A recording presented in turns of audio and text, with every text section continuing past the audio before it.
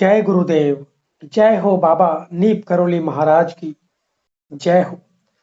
साथियों नमस्कार, स्वागत है आप सभी का आपके अपने YouTube चैनल पर, जहां पर आपके समक्ष हमारा प्रयास रहता है बाबा की कृपा से कि आपके समक्ष बाबा के रोचक प्रसंग प्रस्तुत किए जाए। जैसा कि आप सभी को पहले भी अवगत कराया गया है कि बाबा के बहुत सारे नाम है, बाबा को बहुत सारे नामों से जाना जाता है। कुछ लोग बाबा को किस्मत बदलने वाले बाबा बोलते हैं, कुछ लोग महाराज जी बोलते हैं, कुछ लोग गुरुदेव बोलते हैं, कुछ लोग लक्ष्मण दास जी बोलते हैं, कुछ लोग हांडी वाले बाबा, तलैया वाले बाबा, कंबल वाले बाबा, इस तरह के नामों से बाबा को प्राय पुकारा जाता है। जबकि बाबा के अनेक नाम हैं और बाबा का जो असली नाम है वह है श्री लक्ष्मी नारायण शर्मा जी। तो बाबा के ऐसे ऐसे रोचक प्रसंग हमारे द्वारा आप तक प्रस्तुत किए जाते हैं। आशा करते हैं आपको पसंद आ रहे होंगे और आप हमारे वीडियो को लाइक कमेंट शेयर भी कर रहे हैं, ऐसा हमें महसूस होता है।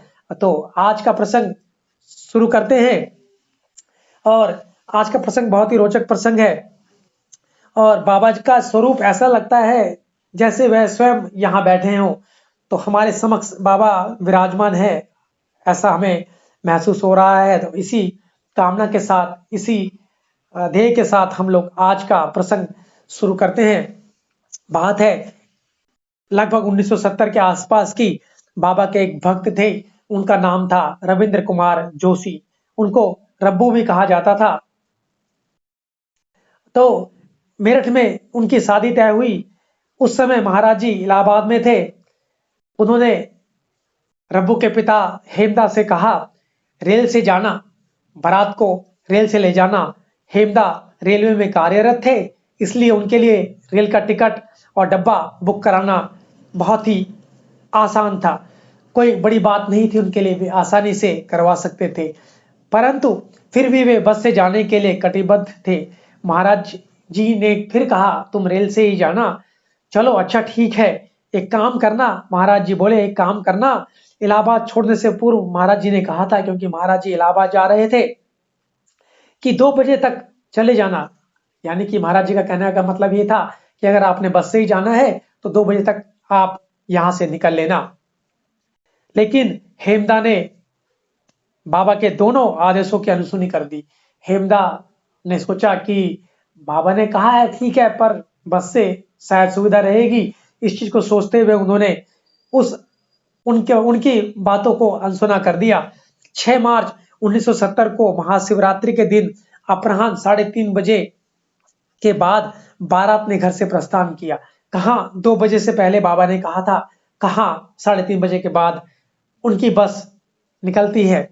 लखनऊ पहुंचने की जल्दी में ड्राइवर ने गाड़ी की रफ्तार 70 से 80 किलोमीटर प्रति घंटा की कर दी थी। यानी कि ड्राइवर को गाड़ी तेज चलाने लगा। रायबरेली के करीब मुंशीगंज एक जगह है, दरियापुर के आसपास एक मोड़ पर ड्राइवर ने बस की गति को नियंत्रित किए बिना गाड़ी का स्टीयरिंग घुमा दिया। परिणाम यह हुआ कि बस पहले दाईं ओर झुकी, फिर रफ्तार के कारण सीधी खड़ी हुई और बाईं ओर पलटकर कुछ दूरी तक घिसटती चली गई। पर शुक्र है बाबा जी महाराज का कि बस खड्ड से के पूर्व ही एकाएक रुक गई।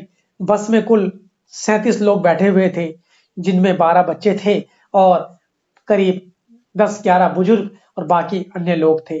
बड़ा ही दयनीय स्थिति थी इस समय पर, क्योंकि जब किसी भी वाहन का दुर्घटना होती है तो कुछ ना कुछ क्षति तो होती ही है। सामने की विंड स्क्रीन टूट गई थी और उसको फिर और ज्यादा तोड़कर एक एक सवारी को बाहर की तरफ निकाला गया। जो भीतर सामान रखा था उसको भी निकाला गया। बच्चों में 1-2 बच्चों को हल्की फुल्की चोटें आई, पर 2 युवक थे, पुरंदा का लड़का सागर और रब्बू के मामा प्रभास, उन्हें काफी गंभीर चोटें आई। बस गिरने की भीषणता का अंदाज इसी बात से लगाया जा सकता है कि उसमें टूट फूट के साथ ही 2 स्टील के बॉक्से पिचक गए थे। वह बॉक्सा सही सलामत था, जिसमें लड़की के लिए जेवर आदि सामान रखे हुए थे। तो ये देखिए कैसी बात है कि 2 बक्से, जो उसमें जो बक्से थे 2 तो बिल्कुल ही पिचक गए थे, परंतु जिसमें लड़की का, जिसमें दुल्हन के लिए सामान रखा था, जेवर इत्यादि वगैरह रखे थे, वो बक्सा बिल्कुल सही सलामत था। तो ये कृपा ऐसे होती है बाबा जी की। बाबा जी को सब कुछ पहले से ही आभास हो जाता था कि क्या होने जा रहा है, कब क्या होगा, और इसकी वो तैयारी पहले से ही। तैयारी क्या, वो तो साक्षात हनुमान जी के अवतार थे क्या आज भी। हाँ, बाबा जी महाराज गुरुदेव जी साक्षात विराजमान हैं। उन्होंने अपना देह जरूर त्याग दिया है, परंतु वो अभी भी इस ब्रह्मांड में विराजमान है। चलते हैं आगे। इस घटना के बाद क्या होता है, इस घटना के बाद रात हो गई। लोग सामान आदि सहेज रहे थे, तभी आसपास के गांवों के लठैतों ने आकर उन्हें घेर लिया। देखिए, लठैत लठैत भी आ गए, क्योंकि उस समय की बात 1970 के समय में ना लाइट हुआ करती थी, ना रोशनी हुआ करती थी, ना अब बस में थे तो रास्ते में तो कहाँ उनको कुछ चीजें मिलेंगी, तो वहां पर लठैत भी आ गए। यह इलाका अपराधी तत्वों के कारण आज भी मशहूर है। अब हुआ क्या, इसी बीच महाराज जी का रक्षा कवच लोगों को इस संकट से उबारने को चल पड़ा। अचानक एक जीप वहां पर आकर रुकती है, और उसमें से दो व्यक्ति निकलते हैं जो कि उनके रिश्तेदार ही होते हैं, डॉक्टर एडी पंत और डॉक्टर गोवर्धन शर्मा, जो कि प्रोफेसर इलाहाबाद यूनिवर्सिटी के थे। गोवर्धन शर्मा जी, ये दोनों लखनऊ यूनिवर्सिटी साक्षात्कार परीक्षा के लिए जा रहे थे। इन्हें इन्हें भी देखो घर से निकलने में देर हो गई, क्योंकि बाबा ने पहले से ही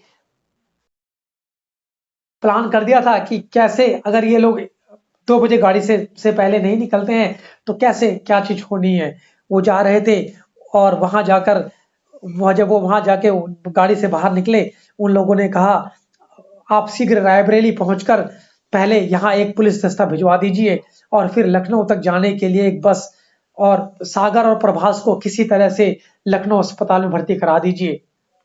वे लोग उन लोगों ने तुरंत ही प्रयास किया, और सागर और प्रभास को लेकर लखनऊ चल दिए, अपनी गाड़ी में बैठाया और उनको लेकर लखनऊ चल दिए। रात गहराने लगी थी, किंतु 35 और 40 मिनट के भीतर ही एक पुलिस की जीप बंदूकधारियों के साथ आ पहुंची। बाबा ने बंदूकधारियों के साथ पुलिस की जीप को भेज दिया। पुलिस को देखकर गांव वाले खिसक गए। 15-20 मिनट बाद एक बस भी आ गई, जिसमें सभी सवारियों को बैठाया गया, और सभी जो बारात में लोग जा रहे थे, पूर्व निर्धारित निर्धारित समय में धर्मशाला के में लगभग रात 9 बजे तक पहुंच गए थे। घर पर सूचना किसी तरह मिली तो वहां पर कोहराम मच गया। सभी लोग परेशान हो गए। रब्बू की माँ तड़के ही भारी मात्रा में प्रसाद लेकर श्री सिद्धि माँ के पास उनके प्रवास पर पहुंच गई। सिद्धि माँ बाबा की अनन्य ही भक्त थी। उनके बारे में भी हम आपके समक्ष प्रयास करेंगे कि एक सुंदर सा प्रसंग, सुंदर सा वीडियो, एक क्या अनेकों हम प्रयास करेंगे कि अनेकों वीडियो उनके बारे में भी हम लोग लाते रहे। और वो रोते रोते उनको उन्होंने सारा हाल बताया। माँ ने उन्हें आश्वासन दिया, रब्बू की माँ चिंता मत कर, महाराज जी सब ठीक कर देंगे। उनके इस आश्वासन की पुष्टि हेतु तुरंत नीचे से आवाज आई। जैसे ही सिद्धि माँ ने कहा कि महाराज जी सब ठीक कर देंगे, नीचे से आवाज आती है, यानी कि मंदिर के ऊपर को जहाँ सिद्धि माँ रहती थी वहां से आवाज आती है। एक फकीर की भिक्षा हेतु पहले तो माँ ने कुछ द्रव्य भेज दिया ऊपर से ही डालकर, परंतु शीघ्र ही माँ के मस्तिष्क में बाबा जी के शब्द कौंध आए। उन्होंने कहा, हनुमान जी गदा लेकर, उन्होंने कभी कहा था, कहा नहीं, उन्होंने कभी कहा था, हनुमान जी गदा लेकर अपने ही स्वरूप में थोड़े ही आएंगे तुम्हारे पास। वे या तो भिखारी बनकर आएंगे या कोढ़ी बनकर आएंगे। तो यहाँ पर कहने का तात्पर्य यह है कि कई बार हम लोग भी अपने गंतव्य स्थान की तरफ जाते हैं, हमें रास्ते में कोई भिखारी मिलता है, कोई ऐसा मजबूर व्यक्ति मिलता है, या कोई ऐसा व्यक्ति मिलता है जो मजबूर भी नहीं है, और वो आपसे कुछ याचना कर रहा है, मांग रहा है। तो प्रयास करें कि जो भी कुछ आपसे बनता हो उसे दें। क्या पता वही साक्षात भगवान हो। जैसा कि कहा भी जाता है, जिससे मैं मिलूं वह भगवान है। कहते हैं कि हो सकता है आपके समक्ष जो व्यक्ति अभी आया है वही भगवान हो। तो ये बात सुनते ही फिर भिखारी बनकर थोड़े ही आएंगे, ऐसे उन्होंने कहा। तो अब रब्बू की माँ द्वारा लाया गया प्रसाद ढेर मात्रा में उस फकीर की सेवा में भिजवा दिया। तभी बड़ी ऊंची आवाज में फकीर का आशीर्वाद मिला, जिसका प्रसाद है उसका बाल भी बांका नहीं होगा। दूसरे ही दिन महाराज जी स्वयं रब्बू की माँ को सांत्वना देने पहुंच गए। बोले, हम देखकर आए हैं, सब ठीक है, अब वे गाड़ी से ही जाएंगे। लोग दूसरे दिन रेलगाड़ी से मेरठ गए, लौटे भी ट्रेन से ही।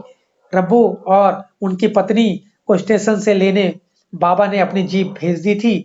रब्बू और उसके पिता महाराज जी के चरणों में लौटकर खूब रोने लगे। यानी कि दुल्हन और दूल्हे को लेने के लिए बाबा ने अपनी स्वयं जीप भेज दी थी कि जाओ और उनको वहां से रेलवे स्टेशन से लेकर आओ। वो दोनों जब रोने लगे, वो दोनों समझ गए कि बाबा के जो बातें थी, जो बाबा ने हमें कहा था कि आपने अगर जाना है तो रेल से जाना, और अगर आपका रेल से जाने का विचार नहीं है तो आप 2 बजे से पहले घर से निकल जाना। तो बाबा जी महाराज की जय हो। बाबा जी पहले से ही जान जाते थे। आशा करता हूँ आप सभी को आज का ये प्रसंग बहुत ही पसंद आया होगा। आपने वीडियो को लाइक, कमेंट, शेयर कर दिया होगा। नहीं किया है तो कर लीजिए, और साथ साथ चैनल को सब्सक्राइब कर लीजिए, ताकि आपके समक्ष ऐसे ही सुंदर प्रसंग और ऐसे ही लुभावने प्रसंग बाबा के हम आपके समक्ष लाते रहें। सो आज के लिए इतना ही। धन्यवाद, धन्यवाद, धन्यवाद।